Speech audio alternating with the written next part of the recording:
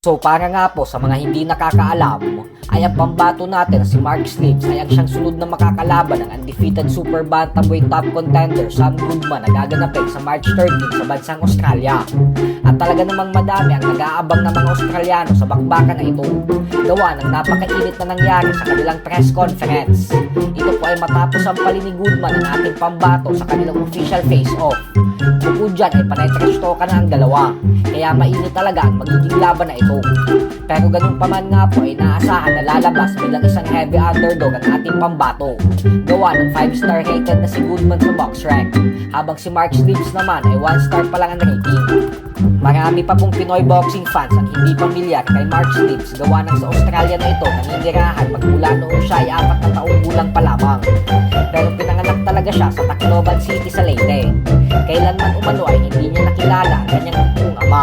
Sadyang nakapag-asawa kasi ng Australiano ang kanyang ina dahilan kung bakit lumipat na sila sa Australia.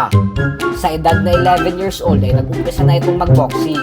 At pagpasok niya naman ng 14 anyos, ay doon niya na napanalunan ang kanyang kauna-unahang amateur title sa Australia.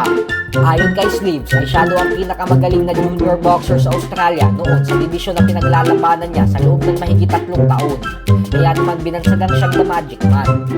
Siya din ang kauna-unahang Pinoy boxer na nagawang maging Australian champion. Kaya napakalaking achievement din ito para sa kanya.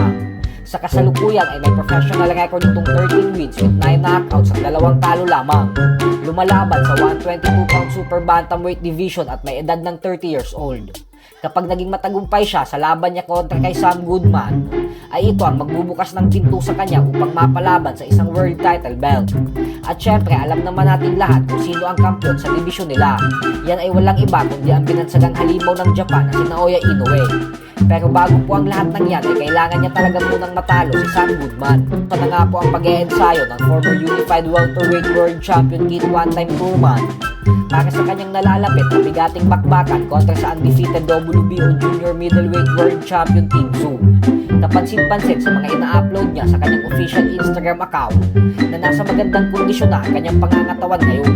Isang magandang sinyalis po ito kasi kilala si Turman na isa sa mga boksingero na lumulobo ng gusto pag walang nakaschedule na laban.